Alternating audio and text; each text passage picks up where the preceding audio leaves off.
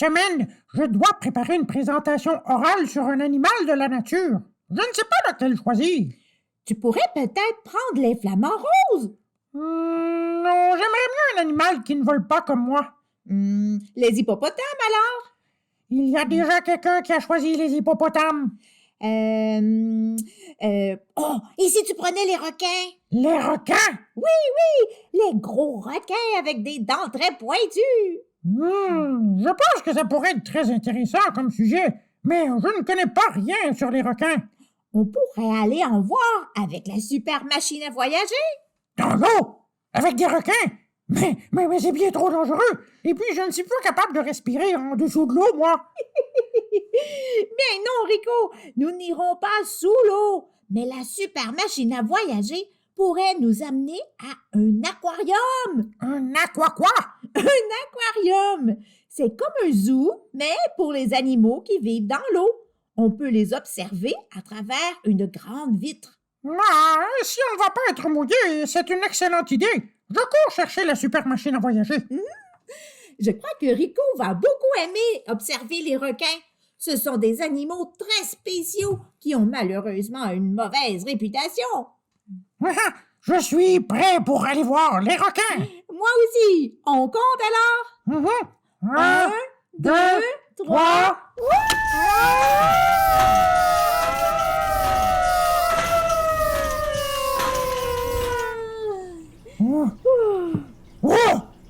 Mais ils sont gigantesques, les requins. Leur corps a l'air tout doux. En fait, le corps des requins n'est pas très doux. Il est recouvert d'écailles. Comme les poissons. Oui, parce que les requins, c'est une sorte de poisson. Tu as vu comme ils ont de grands yeux noirs? C'est pour mieux te voir, mon enfant. C'était une blague que je disais parce que les requins ont une très mauvaise vue. Ils ne voient que les mouvements. Wow, j'en apprends des choses sur ces poissons géants.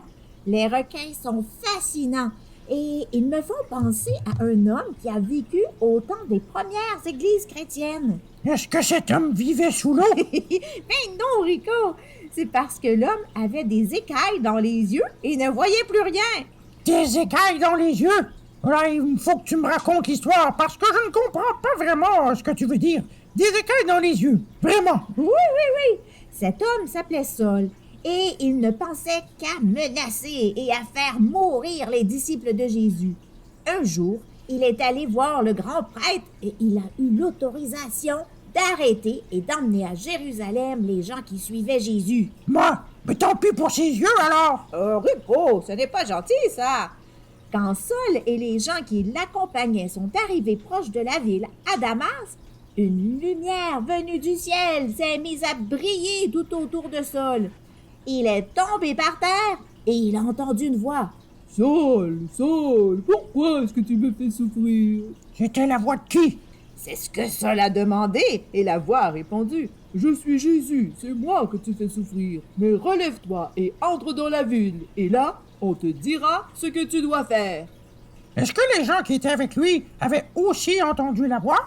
Oui, mais il ne voyait personne. Qu'est-ce que Saul a fait ensuite? Et il s'est relevé, puis il s'est rendu compte qu'il était aveugle. Les gens qui voyageaient avec lui l'ont pris par la main pour le conduire à Damas. Est-ce que Saul est resté aveugle pour toujours? Non, pendant 3 jours, il ne voyait rien, il ne mangeait rien et il ne buvait rien. Puis, Jésus a parlé à un disciple qui s'appelait Ananias. Il lui a dit: « Va tout de suite dans la rue droite, entre dans la maison de Judas et demande un certain Saul. Il est en train de prier. Et je lui ai montré qu'un homme appelé Ananias allait entrer et poser les mains sur sa tête pour qu'il retrouve la vue. » Oh, Ananias ne devait pas vraiment avoir le goût d'aller vers Saul. Il voulait faire enfermer les chrétiens. Tu as raison, mais Jésus lui a dit pour le rassurer: « Va trouver cet homme. Je l'ai choisi et je vais me servir de lui. Il fera connaître mon nom au peuple étranger, à le roi et aussi au peuple d'Israël. » Alors, Ananias, est-ce qu'il est allé voir Saul? Oui, et quand il a fait ce que Jésus lui avait demandé, des sortes d'écailles sont tombées des yeux de Saul et il a retrouvé la vue. Moi, quand Saul a vu Ananias et les autres chrétiens, Est-ce qu'il a voulu les attraper pour les faire enfermer dans une prison? Non.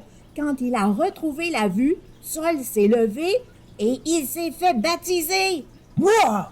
Il voulait faire enfermer les chrétiens et il est devenu un chrétien. Oui! Après avoir mangé et repris des forces, il s'est mis à enseigner dans les maisons de prière des Juifs. Il disait « Jésus est le Fils de Dieu! » Wow! Toute une histoire! Jésus a vraiment transformé le cœur de Saul. Il le détestait et ensuite, il annonça à tout le monde que Jésus était le Fils de Dieu. Tu as raison. Jésus a transformé le cœur de Saul et il a changé son nom pour Paul. Paul a fondé plusieurs nouvelles églises. C'est vrai que Jésus l'avait choisi pour une mission spéciale. Oui. Rico, avant qu'on revienne à la maison, est-ce que tu avais d'autres questions à propos des requins? Oui. Est-ce qu'on pourrait aller à la bibliothèque pour aller chercher un livre sur les requins? J'ai le goût d'apprendre plein de choses sur ces animaux un peu effrayants. Bien sûr. Mais avant de partir vers la bibliothèque, il faudrait dire au revoir aux amis. Oui, oui. Au revoir, les amis. À la semaine prochaine. Au revoir.